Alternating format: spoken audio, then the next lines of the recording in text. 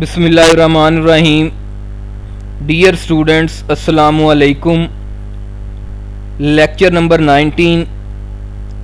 आज के लेक्चर का हमारा टॉपिक पाइथन डिस्ट्रीब्यूशन। ठीक है जी। Poisson distribution discrete type of probability का ये डिस्ट्रीब्यूशन है। प्रीवियस लेक्चर में हम लोगों ने बाइनोमियल डिस्ट्रीब्यूशन को जो है वो डिस्कस किया था। ये बाइनोमियल डिस्ट्रीब्यूशन की एक एक्सटेंशन है पाइथन डिस्ट्रीब्यूशन। ठीक है जी। इसकी डेफिनेशन जो है वो हम लोग जो है वो स्टडी करते हैं और कब हम इसको यूज़ करते हैं ये भी हम जो है वो डिस्कस करेंगे। तो Poisson distribution named after the French mathematician Simeon Denis Poisson who published its derivation in 1837 is used as। ठीक है जी।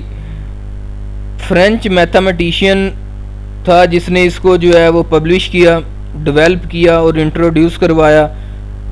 ठीक है। तो ये हम जो है वो किस सिचुएशन में यूज़ करते हैं उसके लिए जो है वो दो कैटेगरीज हैं हमारे पास।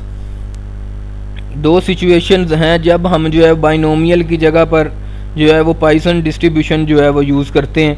फर्स्ट जो है a limiting approximation of binomial distribution B X N P when P the probability of successive is very small but N number of trials is so large that the product N P mu is of a moderate size. First situation ये है कि हम लोग जब binomial distribution use कर रहे होते हैं तो अगर हमारे पास जो प्रोबेबिलिटी ऑफ सक्सेस है वो बहुत स्मॉल आ जाए, यानी कि जो सक्सेसिव की प्रोबेबिलिटी है, सक्सेसिव इवेंट जो है उसकी प्रोबेबिलिटी जो है बहुत छोटी आ जाए, यानी कि अप्रॉक्सीमेटली ज़ीरो के इक्वल आ जाए, और आपका एन जो है नंबर ऑफ ट्रायल जो हैं वो बहुत ज़्यादा लार्ज हो जाएं बाइनोमियल डिस्ट्रीब्यूशन की फॉर्म में, तो उस सूरत में हम फिर जो है वो बाइनोमियल डिस्ट्रीब्यूशन यूज़ नहीं करते। हम जो है वो फिर पाइथन डिस्ट्रीब्यूशन जो है वो यूज़ करते हैं। ठीक है जी। और एन पी आपको पता है कि बाइनोमियल डिस्ट्रीब्यूशन का मीन होता है म्यू, और ये अगर मॉडरेट साइज़ का हो यानी कि ना ज़्यादा बड़ा हो और ना ज़्यादा छोटा हो, तो इस सिचुएशन में भी हम जो है वो पाइथन डिस्ट्रीब्यूशन जो है वो प्रोबेबिलिटी डिस्ट्रीब्यूशन यूज़ करते हैं। ये फर्स्ट सिचुएशन है कि जब हमने बाइनोमियल की बजाय जो है वो पाइथन डिस्ट्रीब्यूशन यूज़ करना है। उसके बाद सेकंड जो है a distribution in its own right by considering a Poisson process where events occur randomly over a specified interval of time space और लेंथ। दूसरी सिचुएशन ये है कि आपके जो इवेंट्स हैं, अगर आप कोई एक्सपेरिमेंट करते हैं और आपके जो इवेंट्स हैं वो एक स्पेसिफिकेशन के साथ जो है वो रिपीट होना शुरू हो जाएं, अकर होना शुरू हो जाएं, यानी कि टाइम इंटरवल के साथ हमने कॉइन को जो है वो 5 टाइम जो है वो टॉस किया है, उसमें 4th टाइम जो है वो हेड ही आना है, उसके बाद 4 के बाद 8 टाइम फिर हेड ही आना है, उसके बाद 12 टाइम हेड ही आना है। तो ये इंटरवल ऑफ टाइम है, यानी कि जब भी चौथी बार आप करेंगे तो उस पर हेड अपीयर हो, तो इस सिचुएशन में भी आप जो है वो पाइथन डिस्ट्रीब्यूशन यूज़ करेंगे। या फिर स्पेस। ठीक है जी। एक स्पेस के साथ जो है वो अगर आपका कोई इवेंट जो है वो रैंडमली अकर हो रहा है, या लेंथ के साथ जो है वो आपका कोई इवेंट जो है वो रैंडमली अकर हो रहा है, ठीक है, स्पेसिफिकेशन के साथ, तो इस जो है इस सिचुएशन में भी आप जो है वो पाइथन डिस्ट्रीब्यूशन यूज़ करेंगे। ठीक है। उसके बाद when use it Python distribution, यानी कि ऊपर तो हम लोगों ने थोड़ी सी थ्योरेटिकल जो है वो बात की है, लेकिन यानी कि सक्सेसिव जो है वो वेरी स्मॉल, पी जो है बहुत स्मॉल हो जाएगा आपके पास प्रोबेबिलिटी ऑफ सक्सेस। तो कितना स्मॉल हो जाएगा उसको जो है वो न्यूमेरिकली हम डिस्कस करते हैं।